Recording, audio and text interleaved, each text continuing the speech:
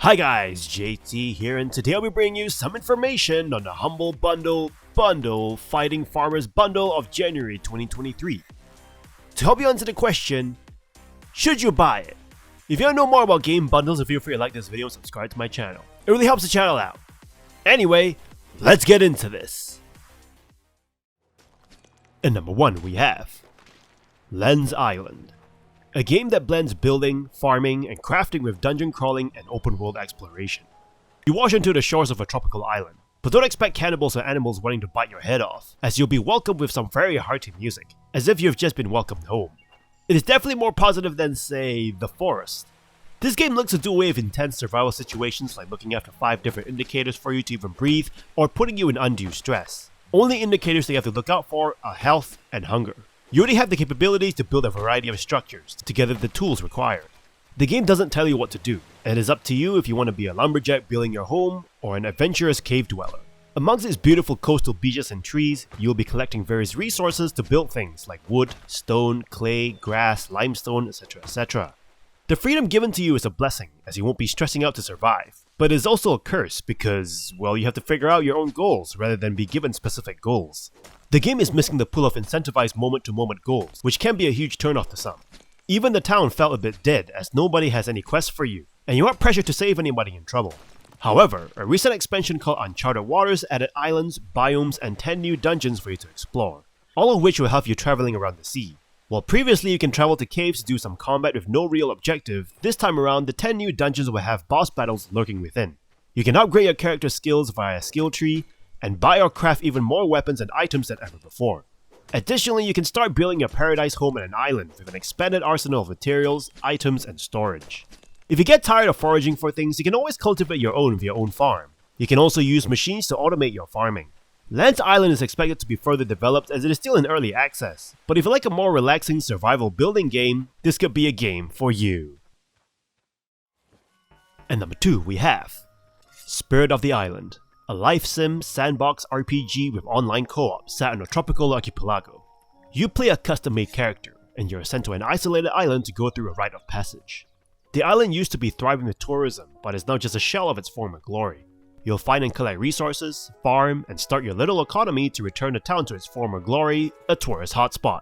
Along the way, you'll learn about the history of the island and also solve some of the mysteries that the island holds.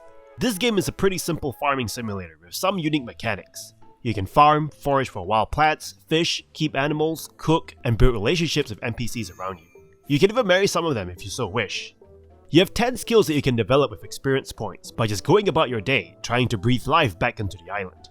As you level up, you can unlock new crafting, building, and cooking recipes, allowing you to do more things. The tourism bit is what makes this game unique. By building various facilities like stores, museums, and decorating them, more people will be interested to visit your island. Some may even permanently live on the island if they love it, increasing your population, thus enabling you to open more attractions with more bodies. There will also be events and festivals around town according to the season. There are also quests given by NPCs, but they are just standard fetch quests. Exploring the island can also net you some special items. This game also features online co-op with a friend, and the game even gives you a special campaign to play through together. This game is great if you like relaxing farming sims with a twist of rebuilding the island to attract tourists, which is actually a lot of fun instead of just being a gimmick.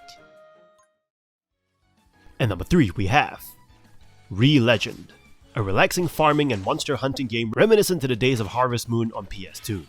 You're awash ashore of Vodka Island without any of your memories. You must start a new life and find a way to recover your lost memories. You need to survive by cultivating the land, befriending villagers, expanding the village, and raising your own Pokemon. Magnus.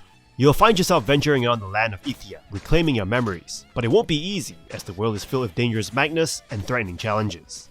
This game brings a good balance between exploration and resource management, bundled up into a relaxing package of farming and monster hunting.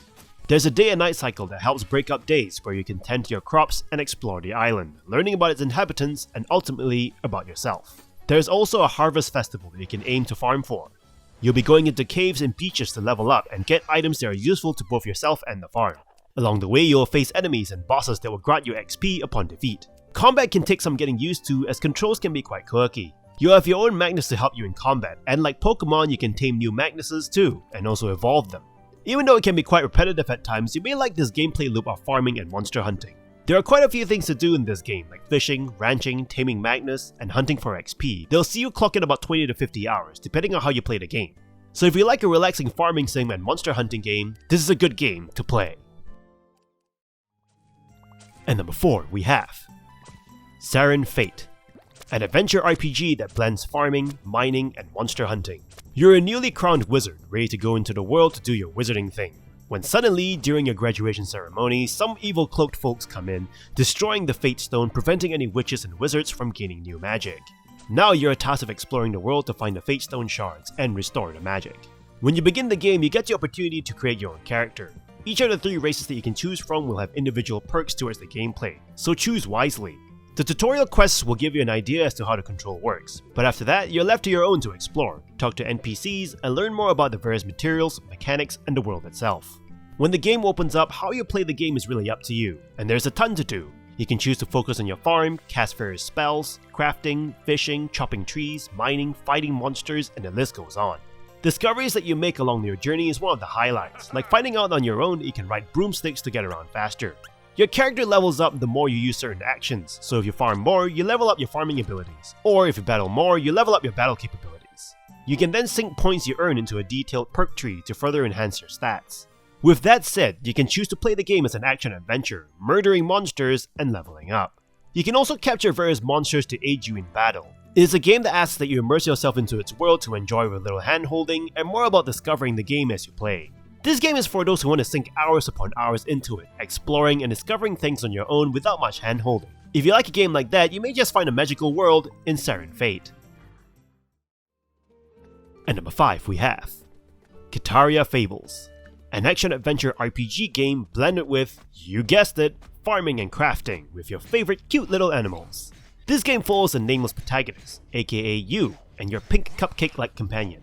Even though the land has been cleansed of evil, monsters continue to harass the villagers. You'll need to uncover the mysteries of these monsters and what is causing them to return. While all of that is happening, you'll be farming, of course. Farming is quite simple, as all you have to do is purchase seeds, plant them, and then harvest the resulting vegetation. No complicated growing mechanics to create better value vegetables.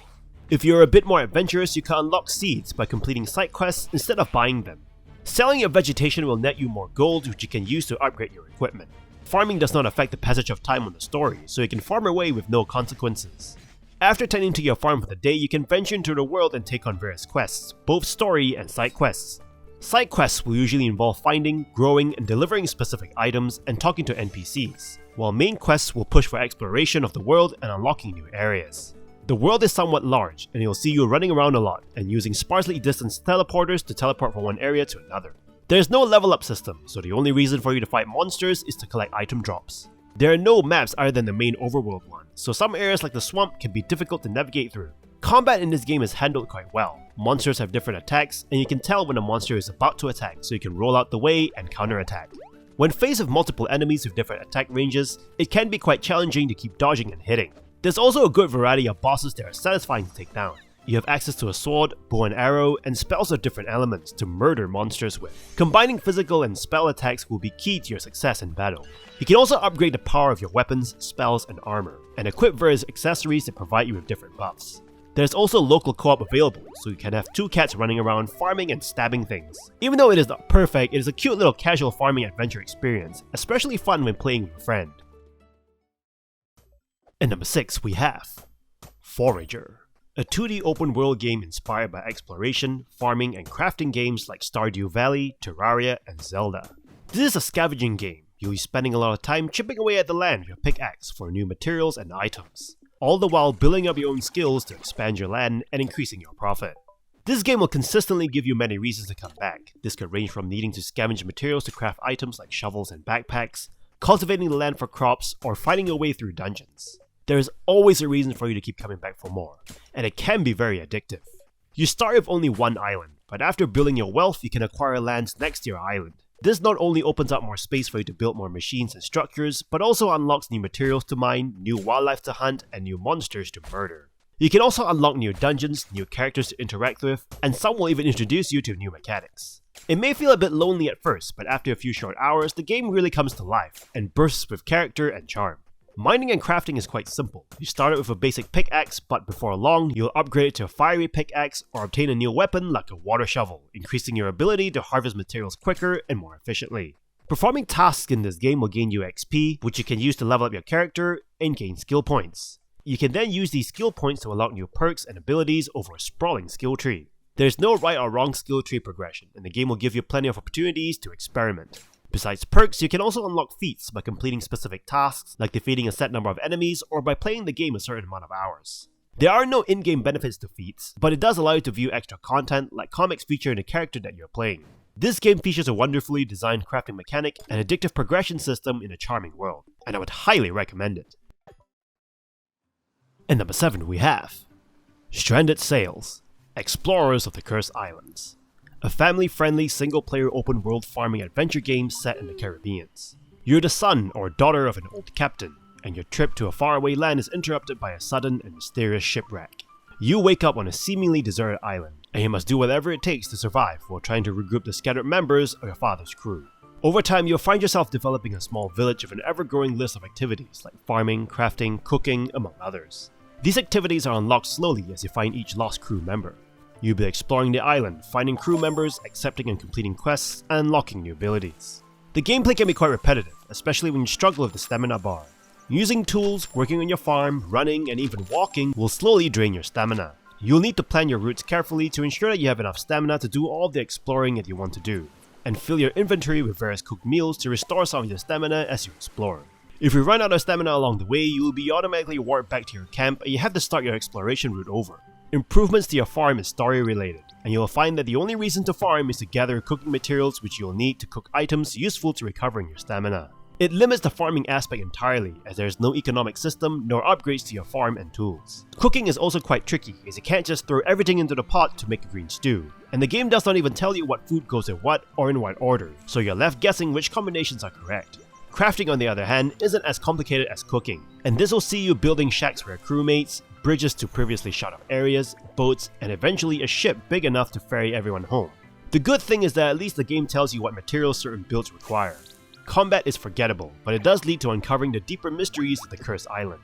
This game isn't as polished as the others, and can get quite frustrating with the stamina system, but if you want to give it a try, you can do that in this bundle. And that's all for this bundle. This bundle is awesome if you like farming simulator games, pepper it with some adventure, and a bit of monster hunting and taming. Anyway, don't forget to like and subscribe, and I'll see you guys in the next video.